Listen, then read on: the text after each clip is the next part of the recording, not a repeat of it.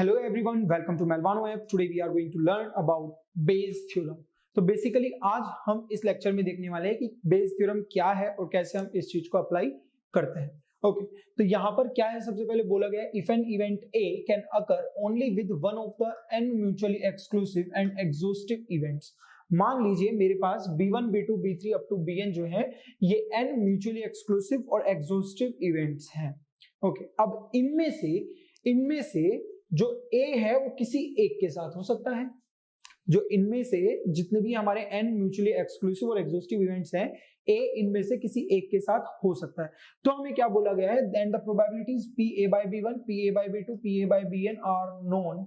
अगर हमें ये प्रोबेबिलिटी सब पता है कि मतलब A की प्रोबेबिलिटी क्या है जब हमें B1 दिया हुआ हो, A की प्रोबेबिलिटी क्या है जब B2 दिया हुआ हो, अप टू A की प्रोबेबिलिटी क्या है जब हमें Bn दिया हुआ हो, तब अगर ये प्रोबेबिलिटी हमें निकालनी है तो हम यहाँ पर क्या लिखते हैं, probability of Bi given A is given by probability of Bi into probability of A when Bi is given upon sigma I equals to 1 to n probability of Bi into probability of A when Bi is given।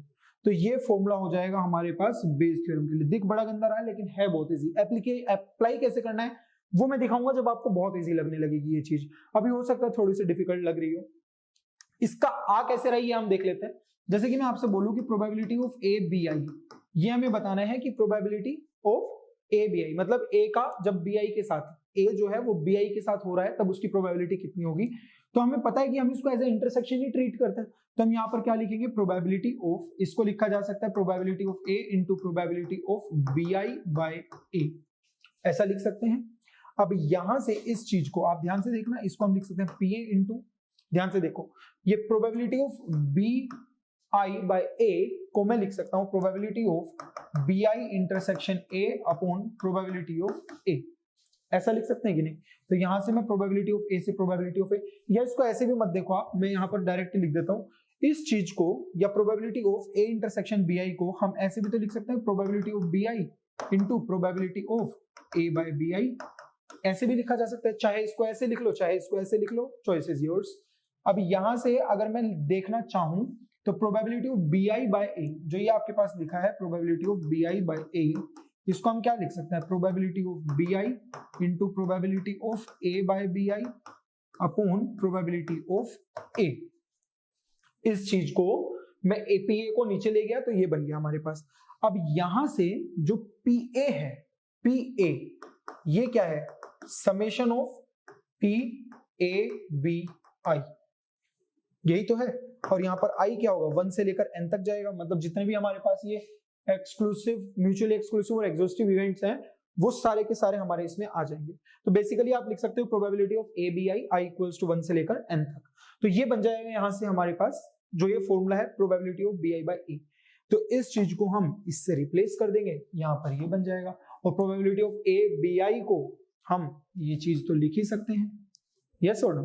तो बिल्कुल इसी तरीके से हम लोग यहाँ पर ये फॉर्मूला पा सकते हैं। अब इसमें करना कैसे है, फॉर्मूला आप लोगों को लग रहा होगा बहुत कॉम्प्लिकेटेड है, ये है वो है, नहीं, फॉर्मूला पे नहीं जाएंगे, मेथड मैं बता देता हूँ। जैसे कि इस क्वेश्चन में, अब ये क्वेश्चन का जब मैं आपको सॉल्यूशन दिखाऊंगा ना आप पगला जाओगे, लेकिन जैसे ही आपको पता चलेगा कि ये कैसे हो रहा है तब आपको फिर बिल्कुल भी दिक्कत नहीं होगी। ध्यान से सुनना, क्या बोल रहे हैं, गिवन 3 आइडेंटिकल बॉक्सेस 1, 2 एंड 3।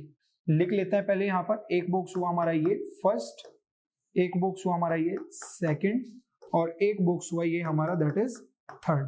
तो 3 आइडेंटिकल बॉक्सेस हमें दे दिए। अब क्या बोला जा रहा है, ईच कंटेनिंग 2 कॉइन्स, तीनों बॉक्सेस में 2-2 कॉइन्स हैं। क्या बोला गया है, बॉक्स 1 में both coins are gold coins, मतलब देखो इसमें भी आपका, इसमें भी 2 कॉइन्स हैं तो ये दोनों कैसे हैं, गोल्ड। बॉक्स 2 में क्या बोला गया है, both are silver coins, box 2 में भी हमारे पास 2 कॉइन्स गिवन है, दोनों कैसे हैं, सिल्वर।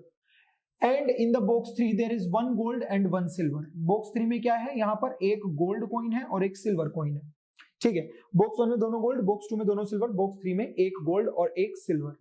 अब क्या बोला जा रहा है, a person chooses a box at random and takes out a coin. उसने किसी भी तीनों में से कोई भी एक बॉक्स चूज कर लिया और उसमें से एक कॉइन निकाल लिया, okay. If the coin is of gold, what is the probability that the other coin in the box is also of gold? मतलब इनमें से बोला गया है कि एक बंदे ने इनमें से कोई एक बॉक्स उठाया, उस बॉक्स में से एक कॉइन उठाया, क्या प्रोबेबिलिटी है कि जो उस बॉक्स में दूसरा कॉइन पड़ा है वो भी गोल्ड का ही हो। आई होप ये क्वेश्चन समझ में आ रहा होगा, जिसको नहीं आ रहा है मैं वापस से रिपीट कर देता हूं। हमें 3 बॉक्स गिवन है, एक बॉक्स में 2 कॉइन्स है, दोनों गोल्ड के हैं, दूसरे बॉक्स में भी 2 कॉइन है, दोनों सिल्वर के हैं, और तीसरे बॉक्स में भी 2 कॉइन है, एक गोल्ड का और एक सिल्वर का कॉइन है। अब हमें बोला गया है कि एक बंदा आया, उसने इन तीनों में से एक बॉक्स चुन लिया, उस बॉक्स में से उसने एक कॉइन उठा लिया। हमें बताना है कि क्या प्रोबेबिलिटी होगी कि उस बॉक्स के अंदर जो दूसरा कॉइन है वो भी किसका हो, हमारा गोल्ड का ही हो। ओके, ये हमारे पास क्वेश्चन है। इसका सॉल्यूशन मैं दिखाता हूं और फिर मैं आपको यहां पे इसका सॉल्यूशन लिख के दिखाऊंगा। तो पहले इसका पूरा सॉल्यूशन सब लोग सुन लीजिए, पूरा मतलब सॉल्यूशन सुन नहीं लीजिए, देख लीजिए, क्योंकि मैं जो बताऊंगा वो बिल्कुल डिफरेंट ही होगा। यहां पर देखो, पहले ये लिखा हुआ है, फिर पता नहीं ये सब लिखा हुआ है, फिर ये सब लिखा हुआ है, फिर ये सब लिखा हुआ है। अब हम डायरेक्ट ये स्टेप लिखेंगे। कैसे लिखेंगे ये स्टेप समझेंगे। ये सब जो रामायण है ना, ये हम नहीं पढ़ने वाले हैं। यहाँ पर हम पढ़ेंगे क्या डायरेक्ट, देखो ध्यान से सुनना। सबसे पहले क्या काम हो रहा है, सबसे पहले काम क्या हो रहा है, बॉक्स चुना जा रहा है, उसके बाद बॉक्स में से कॉइन निकाला जा रहा है। इतना ध्यान दो बस। सबसे पहले उसने क्या किया, एक बॉक्स चुना, chooses a box at random, और उसमें से क्या किया, एक कॉइन निकाल लिया जो कि गोल्ड का है, एक कॉइन निकाल लिया जो कि गोल्ड का है। सबसे पहले हम ऐसे एक लाइन बनाएंगे और नीचे डिनोमिनेटर में लिखेंगे, बस सिर्फ डिनोमिनेटर में मैं लिखने वाला हूं। तो देखो एक बात बताओ, ये कितने बॉक्स है टोटल, 3 बॉक्स हैं। फर्स्ट बॉक्स को सेलेक्ट करने की जो प्रोबेबिलिटी है वो क्या होगी, 1/3। फर्स्ट बॉक्स को बात कर रहे हैं पहले हम, सिर्फ फर्स्ट बॉक्स की। डिनोमिनेटर में को 3 फॉर्म में लिखूंगा मैं, एक फर्स्ट के लिए, फिर एक सेकंड के लिए, और फिर लास्ट में एक थर्ड के लिए। तो मैं इन 3 फॉर्म्स में जो है यहां पर इस पूरे क्वेश्चन को करने वाला हूं, क्योंकि मेरे पास 3 बॉक्स हैं तो 3 फॉर्म, 4 होते तो 4 फॉर्म में। अगर 4 बॉक्स होते तो एक बॉक्स को सिलेक्ट करने की प्रोबेबिलिटी 1/4 होती। अभी 3 बॉक्स है, इसीलिए एक बॉक्स को सिलेक्ट करने की प्रोबेबिलिटी क्या है, 1/3 है। अब हमें बोला गया है कि जब आप कॉइन उठा रहे हो तो वो गोल्ड का कॉइन आ रहा है, और मुझे पता है कि यहां पर दोनों ही कॉइन्स कैसे हैं, गोल्ड के। तो इस बॉक्स में गोल्ड का कॉइन मिलने की क्या प्रोबेबिलिटी होगी, 2/2, क्योंकि टोटल भी 2 है और गोल्ड के भी 2 ही हैं। फिर बीच में प्लस, ये हमने लिख दिया, अब बीच में प्लस। सेकंड बॉक्स के लिए, सेकंड बॉक्स की जो प्रोबेबिलिटी होगी चुने जाने की वो कितनी होगी, 1/3 होगी। बॉक्स की चुनने की प्रोबेबिलिटी तो 1/3 ही होगी।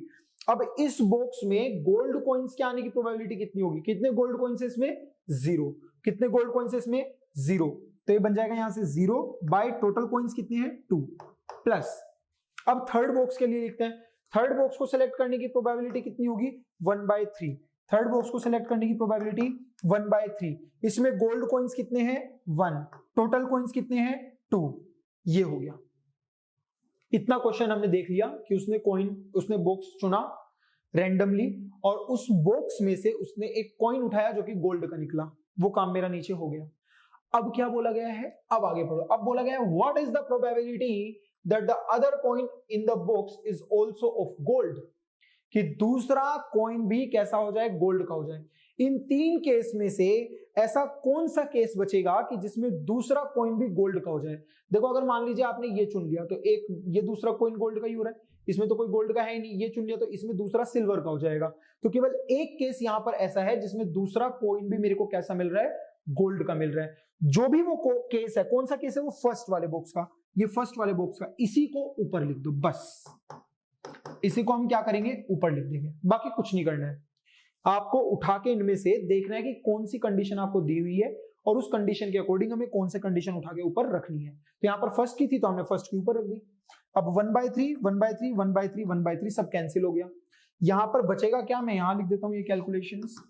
ऊपर कितना बच रहा है, 2/2 दैट इज 1। नीचे कितना बचेगा, 2/2 दैट इज 1 प्लस 0 प्लस 1/2। इसको कैलकुलेट करोगे तो 1/3/2 बनेगा, जो कि ओवरऑल 2/3 बन जाएगा। तो यहां से आंसर कितना आ गया, 2/3। अब देखो कितना सा छोटा सा आंसर आया है और यहाँ पर कितना लंबा लंबा इन्होंने लिखा हुआ है। तो हमें ये सब नहीं करना है, हमें कुल मिला के करना क्या है, टोटल केसेस हम लिख देंगे डिनोमिनेटर में, और फिर एक स्पेशल केस जो होगा उसको उठा के हम न्यूमिनेटर में ले जाएंगे।